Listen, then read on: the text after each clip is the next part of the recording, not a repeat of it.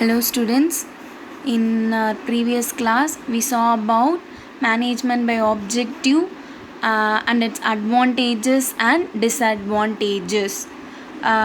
Next topic is management by exception. இந்த management by exception அப்படிங்கிற word, அந்த exception word இருக்கு இல்லையா, that is important keyword in management by exception. That is இது வந்து management by objectives பார்த்தோம் இல்லையா, எம்பிஓ, அதுக்கு டைரக்ட் ஆப்போசிட் கான்செப்ட் தான் இந்த management by exception. Okay, meaning இந்த எம்பிஇ மேனேஜ்மெண்ட் பை எக்ஸெப்ஷனோட மீனிங் என்ன அப்படின்னு பார்த்தோன்னா, நான் ஆல்ரெடி சொன்னேன் இல்லையா, மேனேஜ்மெண்ட் பை ஆப்ஜெக்டிவோட ஜஸ்ட் ஆப்போசிட்னு சொன்னோம் இல்லையா. மேனேஜ்மெண்ட் பை ஆப்ஜெக்டிவில் எவ்ரிதிங் இஸ் இன் கண்ட்ரோல். அங்கே வந்து எல்லாமே கண்ட்ரோலில் இருக்கும், ஆர்கனைசேஷனோட கண்ட்ரோலில் இருக்கும். மேனேஜ்மெண்ட் எல்லாத்தையுமே பார்த்துட்டே இருப்பாங்க. ஒரு each and every thing in an organisation management வந்து வாட்ச் பண்ணிக்கிட்டே இருப்பாங்க. பட் இங்கே எம்பிஇயில் வந்து எம்பிஇ வந்து என்ன பிலீஃபை வந்து பேஸ் பண்ணியிருக்கு அப்படின்னு பார்த்தோன்னா, an attempt to control everything is results in controlling nothing. அதாவது எல்லாத்தையும் நான் என்னோடய கண்ட்ரோலில் வச்சுருக்கிறேன் அப்படிங்கிற பேரில் நான் எதையுமே என்னோடய கண்ட்ரோலில் இல்லாமல் விட்டுட்டேன் அப்படிங்கிறதுல இந்த எம்பிஇ வந்து இந்த கான்செப்டை தான் பேஸ் பண்ணியிருக்கு.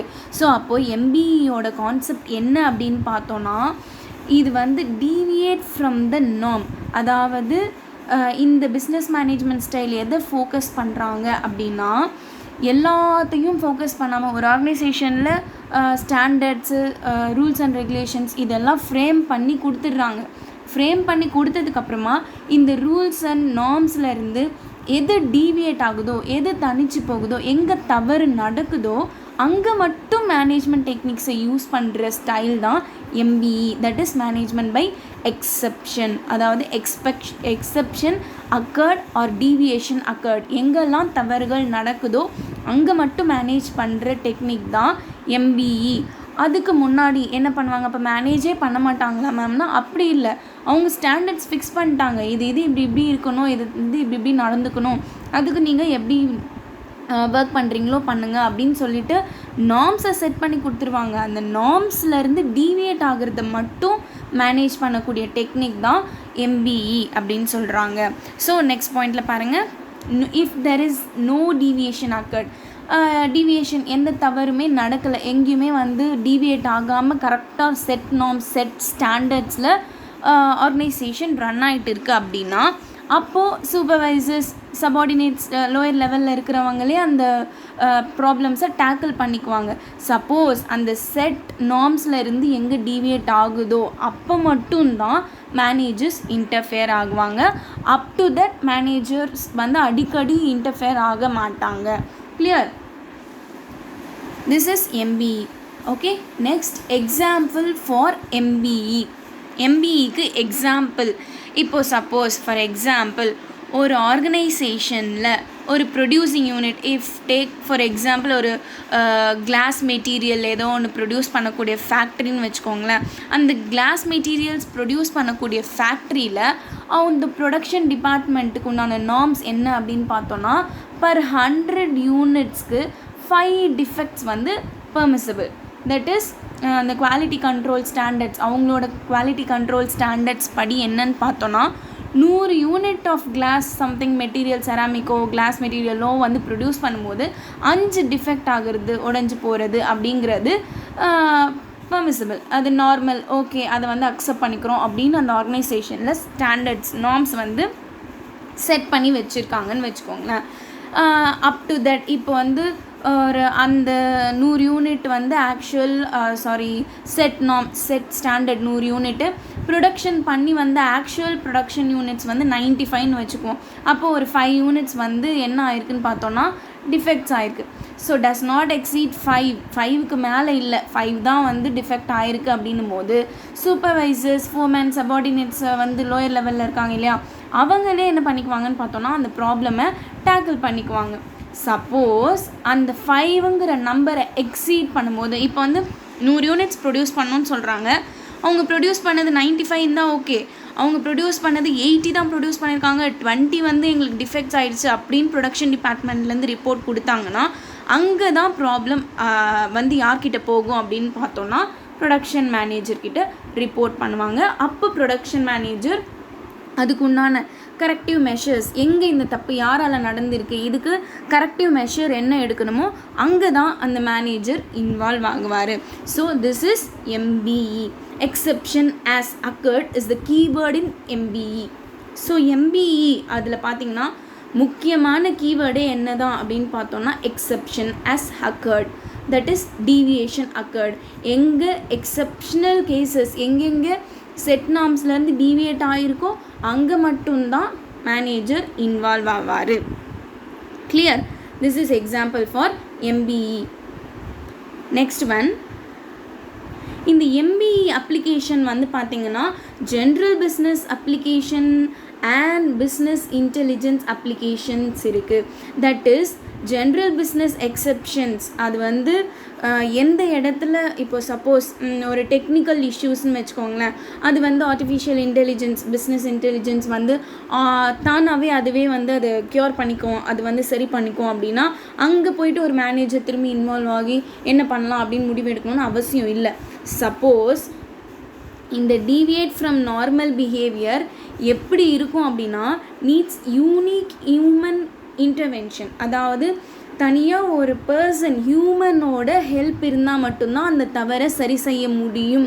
ஹியூமனால் மட்டும்தான் அதை வந்து, அதுவும் ஹியூமன்னா சாதாரண ஒரு ஒர்க்கர் கிடையாது, ஒரு நல்ல ஸ்கில்ஃபுல் நாலெட்ஜ்டு ஹியூமன், அதாவது மேனேஜர் இல்லையா. ஸோ அவரால் மட்டும்தான் இந்த பிரச்சனைக்கு தீர்வு காண முடியுங்கிற பிரச்சனையில் இருந்தால் மட்டும் என்ன பண்ணுவாங்க, MBE அந்த டெக்னிக் யூஸ் பண்ணுறது. ஓகேவா? ஸோ அப்போ மட்டும்தான் மேனேஜர் வந்து அந்த விஷயத்தை டேக்கிள் பண்ணுவார். அதர்வைஸ் வந்து அதுவே சரியாக விஷயமா இருந்துச்சுன்னா தன்னால் அவங்களே ஃபோர்மேன்ஸ், நம்ம ஆல்ரெடி பார்த்தோம் இல்லையா, சூப்பர்வைசர்ஸ், அவங்களே வந்து கிளியர் பண்ணிக்குவாங்க. என்னென்ன காசஸ்லலாம் இந்த டீவியேஷன் அக்கர் ஆகலாம். இப்போ வந்து ஒரு ஆர்கனைசேஷனில் இதிலெல்லாம் டீவியேட் ஆகலாம், எதில் ஆகலாம்? ப்ராசஸ் டீவியேஷன் தட் இஸ் ஒரு ஆன்கோயிங் ப்ராசஸ் இருக்குது. ஃபஸ்ட்டு வந்து ஒரு மெட்டீரியல்ஸ், ரா மெட்டீரியல்ஸை பர்ச்சேஸ் பண்ண மெட்டீரியலை ஒரு இடத்துல ஃபெட் பண்ணணும். அது வந்து ஒரு ப்ராசஸாக ஆன்கோயிங் போயிட்டு லாஸ்ட்டாக பாக்கெட்ஸாக வந்து அது கிடைக்கும். அப்படின்னும் போது ஏதோ ஒரு ப்ராசஸ், நடுவில் ஒரு ப்ராசஸ் வந்து ஃபெயிலியர் ஆகிருக்கு, அதனால தான் வந்து மொத்த ப்ரொடக்ஷனுமே வந்து ஸ்டாப் ஆகிருக்கு அப்படின்றது தெரிய வரும்போது அப்போ process deviation. Next one, infrastructure or connectivity issues. இன்ஃப்ராஸ்ட்ரக்சர்னால் என்ன? கட்டமைப்பு. இல்லை ஒரு ஆர்கனைசேஷனோட கட்டமைப்பில் ஏதாவது ப்ராப்ளம் வரலாம். இல்லை கனெக்டிவிட்டி இஷ்யூஸ். கனெக்டிவிட்டினா ஒரு மேனேஜர்கிட்டேருந்து சூப்பர்வைசருக்கு ஒரு விஷயம் பாஸ் ஆகுது, ஆனால் சூப்பர்வைசர்கிட்டேருந்து அவருக்கு கீழே இருக்கக்கூடிய சபார்டினேட்ஸ்க்கு கரெக்டாக அது வந்து கனெக்டிவிட்டி வரல. ஸோ அப்போ அது ஒரு பிரச்சனை இல்லையா. நெக்ஸ்ட்டு எக்ஸ்டர்னல் டீவியேஷன்னா வெளிப்புறத்துலேருந்து வந்த ஏதோ ஒரு விஷயத்தினால தவறு நடந்திருக்கலாம். இல்லை poor quality business rules. So business ரூல்ஸை நம்ம குவாலிட்டியாக ப்ரிப்பேர் பண்ணலை, பிஸ்னஸ் ரூல்ஸ் வந்து குவாலிட்டியாக இல்லை, அப்போ ப்ராப்ளம் வரலாம். Next மால்ஃபார்ம்டு data. மால்ஃபார்ம்டுனா இருக்கக்கூடிய இன்ஃபர்மேஷன், கொடுக்கக்கூடிய இன்ஃபர்மேஷன் வந்து கரப்டடாக எப்படின்னா பார்த்தோன்னா ஒரு தவறான வழிநடத்தல் முறைகளுக்காக ஒரு டேட்டாஸை கொடுக்கறது, தவறான ஒரு டேட்டாவை பதிவு செய்கிறது, இந்த மாதிரியான விஷயங்கள்னாலலாம் என்ன நடக்கலாம்னா டீவியேஷன்ஸ் ஒரு ஆர்கனைசேஷனில் அக்கர் ஆகலாம். Clear? Next one, process of MBE. Okay, MBEயோட ப்ராசஸ் எப்படி இது ஒர்க் பண்ணுவாங்க, எப்படி இது ஒர்க் அவுட் ஆகும் அப்படின்னா நம்ம ஆல்ரெடி சொன்னதான். சிம்பிளாக சொல்லணும் அப்படின்னா ஃபஸ்ட்டு ஒரு ஆர்கனைசேஷனில் என்ன ரிசல்ட், என்ன ஆப்ஜெக்டிவ் ஃபிக்ஸ் பண்ணியிருக்காங்களோ அதுக்கு உண்டான கீ ரிசல்ட் ஏரியா ஃபிக்ஸ் பண்ணிவிட்டு அந்த ரிசல்ட்டுக்கு ஏற்ற மாதிரி ஸ்டாண்டர்ட்ஸ், நார்ம்ஸ் என்னென்னலாம் நடக்கணும் அப்படிங்கிறத ஃபுல்லாக ஃபிக்ஸ் பண்ணிடுறது. ஃபிக்ஸ் பண்ணும்போதே எது வரைக்கும் தவறு நடந்தால் அது வந்து சூப்பர்வைசர்ஸே பார்த்துக்கலாம் அப்படிங்கிற கூடிய ஸ்டாண்டர்ட்ஸையும் பெர்மிசிபிள் டீவியேஷன்ஸையும் அதிலே வந்து நம்ம இன்வால்வ் பண்ணிடணும். அதுக்கப்புறம் வரக்கூடிய எங்கேயாவது ரிசல்ட் இல்லையா, வரக்கூடிய ரிசல்ட் வந்து நமக்கு டீவியேட் ஆகிருக்கு அப்படின்னும் போது அங்கே வந்து கரெக்டிவ் மெஷர்ஸை மேனேஜர் எடுக்கணும். இதுதான் ப்ராசஸ், நமக்கு ஆல்ரெடி தெரியும் இல்லையா. இதில் கொடுத்துருக்காங்க ஸ்டெப் பை ஸ்டெப் பாருங்கள். First one identifying and specifying key result areas. நமக்கு என்ன ரிசல்ட் தேவைப்படுதோ அதை ஐடென்டிஃபை பண்ணி ஸ்பெசிஃபை பண்ணணும் first. Next one setting standards and outlining permissible deviation especially for KRS. So key result ஏரியாஸ்க்கு என்ன தேவையான ஸ்டாண்டர்ட்ஸ் நார்ம்ஸ் எல்லாம் செட் பண்ணணும். செட் பண்ண நார்ம்ஸுக்கு ஏதாவது டீவியேஷன்ஸ், நம்ம எக்ஸாம்பிளில் பார்த்தோம் இல்லையா, 5 யூனிட் வரைக்கும் டிஃபெக்ட்ஸ் வரலாம் இல்லையா, நம்ம கொஞ்சம் பெர்மிசபிள் கொடுக்குறோம் இல்லையா, ஓகே அதை அட்ஜஸ்ட் பண்ணிக்கலாம். ஸோ அந்த மாதிரி அட்ஜஸ்ட்மெண்ட்ஸ் ஏதாவது இருந்தாலும் அதில் மென்ஷன் பண்ணிடணும். Next comparing actual results with standards. So actual result என்ன வந்திருக்கோ நான் என்ன ஸ்டாண்டர்ட் செட் பண்ணணும், இது ரெண்டுத்தையும் கம்பேர் பண்ணி பார்க்கணும். கம்பேர் பண்ணி பார்க்கும்போது அதில் ஏதாவது டீவியேஷன்ஸ் அக்கர் ஆகிருக்கா அப்படின்னு செக் பண்ணணும். நம்ம ஆல்ரெடி எக்ஸாம்பிளில் பார்த்தோம் இல்லையா, 100 யூனிட்ஸ்க்கு 5 யூனிட்ஸ் வந்து பெர்மிசபிள் டிஃபெக்ட்ஸ் இல்லையா. ஸோ அந்த 100 யூனிட்ஸ் நான் ப்ரொடியூஸ் பண்ண சொன்னேன், இது ஸ்டாண்டர்டு இல்லையா. அதுக்கப்புறம் ஆக்சுவல் பர்ஃபார்மன்ஸ் என்ன வந்திருக்கு, 95ஆ 90ஆ 85ஆ 80ஆ என்ன வந்திருக்கு, இது ரெண்டுத்தையும் நான் என்ன பண்ணணும்னு பார்த்தோன்னா அனலைஸ் பண்ணி பார்க்கணும். இப்போ டீவியேஷன் அக்கர் ஆகிருக்குன்னா, இப்போ சப்போஸ் 90ஓ இல்லை 85ஓ தான் வந்திருக்கு அப்படின்னா இங்கே டீவியேஷன் அக்கர் ஆகிருக்குன்னு அர்த்தம். ஸோ எங்கே அக்கர் ஆகிருக்கு, யாரால் அக்கர் ஆகிருக்கு அப்படிங்கிறத கண்டுபிடிக்கணும். ஸோ நான் permissible, that is critical deviations எங்கே நடந்திருக்கு, யாரால் நடந்திருக்குன்றதை ஐடென்டிஃபை பண்ணணும். நெக்ஸ்ட்டு ஸ்டெப்பு ஐடென்டிஃபை பண்ணதுக்கு அப்புறமா strategising and taking corrective actions. So அதை எப்படி சரி செய்யணும் அப்படின்னு பார்த்து அந்த இடத்துல கரெக்டிவ் மெஷர்ஸை ஒரு மேனேஜர் எடுக்கணும். இதுதான் ப்ராசஸ் ஆஃப் எம்பிஇ. எங்கே எக்ஸப்ஷன் அஸ் ஹக்கர்டோ அந்த இடத்துல மட்டும் மேனேஜர் இன்வால்வ் ஆகணும். இந்த ப்ராசஸில் தான் வந்து எம்பிஇ ஒர்க் அவுட் பண்ணுறாங்க in organisations. Next one advantages of MBE. எம்பிஇயோட அட்வான்டேஜஸ் என்ன?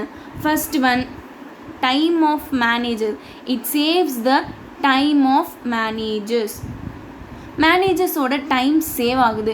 எப்படி சேவ் ஆகுது அப்படின்னு பார்த்தோன்னா, they deals only with exceptional matters இல்லையா. ஸோ அவர் எல்லா விஷயத்தையும் போட்டு நானே பார்த்துக்கிறேன், என் கண்ட்ரோல்லே வச்சுக்கிறேன்னு எல்லாத்தையும் பார்த்துட்ருக்கிறது இல்லை. எந்த இடத்துல தவறு நடக்குதோ அங்கே மட்டும்தான் அவர் போயிட்டு ஒர்க் அவுட் பண்ணுறதுனால அவரோட டைம் வந்து ரொம்ப அதிகமாக சேவ் பண்ண முடியும்.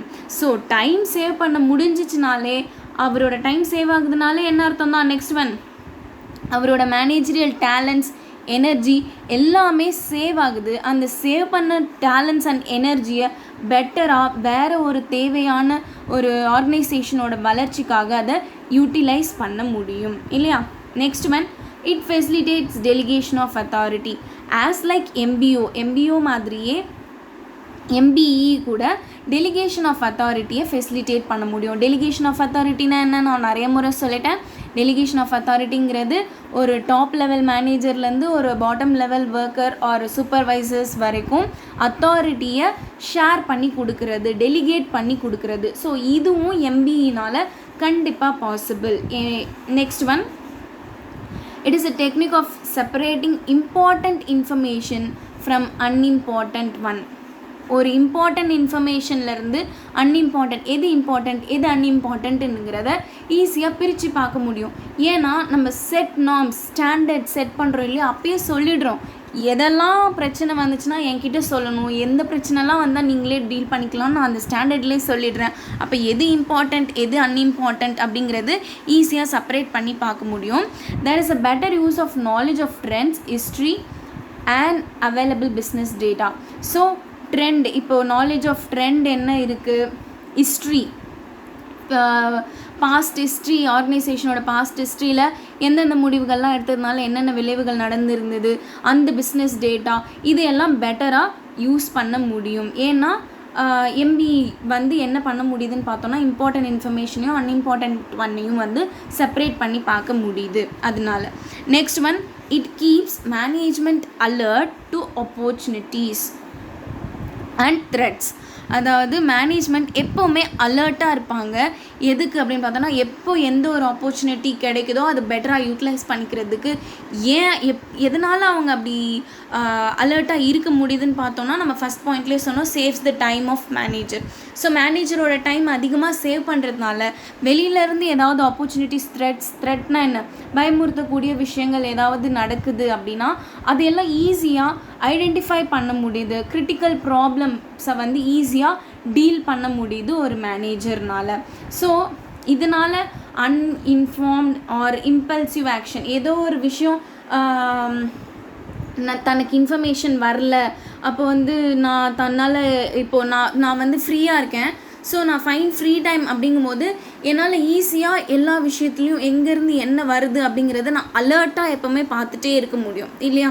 ஸோ அது வந்து மேனேஜ்மெண்ட்டை கிரிட்டிக்கல் ப்ராப்ளம்ஸ்லேருந்து அதை ஐடென்டிஃபை பண்ணி அதுலேருந்து ரெக்டிஃபை பண்ணுறதுக்கு ரொம்ப யூஸ்ஃபுல்லாக இருக்குது. Next one, MBE provides better yardstick for judging result இல்லையா. ஸோ ரிசல்ட்ஸை ஜட்ஜ் பண்ணக்கூடிய அளவுகோல் நான் வந்து இப்போ நான் ஃபஸ்ட்டு சொன்னேன் 100 யூனிட்ஸ்க்கு வந்து இவ்வளோ 5 யூனிட்ஸ் வரைக்கும் டிஃபெக்ட்ஸ் இருக்கலாம். ஸோ நான் ரிசல்ட்டை ஐடென்டிஃபை பண்ணுறதுக்குண்டான அளவுகோலை என்னால் MBE மூலமா ஈஸியாக ஃபிக்ஸ் பண்ண முடியுது. ரைட்டுங்களா? Okay, these are all the advantages of MBE. Next, the last one, disadvantages of MBE. MBEயோட disadvantage, major disadvantage of MBE என்ன அப்படின்னு பார்த்தோன்னா, மேனேஜர்ஸ் ஹாவ் பவர். அதாவது மேனேஜர்ஸ் கிட்ட மட்டும்தான் இம்பார்ட்டன்ட் டெசிஷன் எடுக்கிறதுக்கு பவர் இருக்குது. ஸோ MBEயில் நம்ம என்ன பார்த்தோம், எல்லா டெசிஷன்ஸையும் யாரெலாம் சேர்ந்து எடுப்பாங்க, even a subordinate lower level worker கூட சேர்ந்து தான் என்ன பண்ணுவாங்க, டெசிஷன்ஸை எடுப்பாங்க அப்படின்னு பார்த்தோம். ஆனால் MBEயில் எல்லா பவரும், டெசிஷன் எடுக்கக்கூடிய பவர் எப்போவுமே மேனேஜர்ஸ் கிட்ட மட்டும்தான் இருக்குது. அதாவது important decisions, not a silly day to day டெசிஷனை பற்றி நான் சொல்லலை. இம்பார்ட்டண்ட் டெசிஷன் எடுக்கிற உரிமை யாருக்கு மட்டும்தான் இருக்குது அப்படின்னு பார்த்தோன்னா மேனேஜருக்கு மட்டும்தான் இருக்குது. இதனால் எம்ப்ளாயீஸ்லாம் வந்து ஹெசிடேட் ஆவாங்க, டீமோட்டிவேட் ஆகிறதுக்கு நிறைய வாய்ப்புகள் இருக்குது. Okay, next one, it takes time to pass the issues to the manager இல்லையா.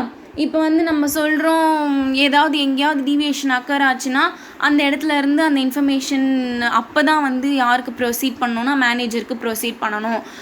அது வந்து சின்ன சின்ன இஷ்யூஸ், ஒரு பெர்மிசபிள் இஷ்யூஸ் அப்படின்னா அதை வந்து இன்ஃபார்ம் பண்ணணும்னு அவசியம் இல்லைன்னு சொல்கிறோம். ஸோ எது பெர்மிசபிள் இல்லை அப்படின்றது எல்லாருக்கும் கண்டிப்பாக தெரியும்.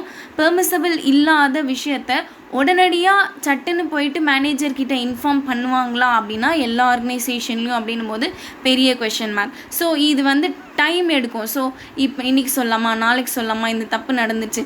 ஏன் அப்படின்னா இப்போ அந்த தப்பை செஞ்சதே யாராக கூட இருக்கலாம் அப்படின்னு பார்த்தோன்னா மேனேஜிங் எம்ப்ளாயீஸாக கூட இருக்கலாம்.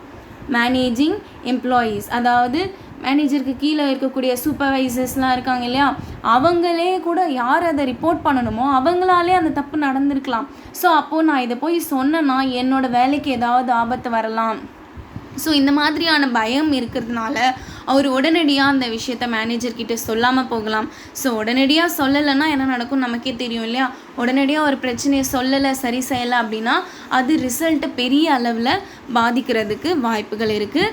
ஸோ இதுதான் வந்து டிஸ்அட்வான்டேஜஸ் ஆஃப் MBE. ஓகே, தேங்க்யூம்மா. இந்த MBE கான்செப்டோட நம்மளோட 3rd சாப்டர் 12th காமர்ஸ் புக்கில் 3rd சாப்டர் முடியுது. ஃபஸ்ட்டு யூனிட் இதோட கவர் ஆகுது. இதுக்கப்புறம் நம்ம பார்க்க போகிறது வந்து 2nd யூனிட் நெக்ஸ்ட் வீடியோவில் பார்ப்போம். Okay, thank you.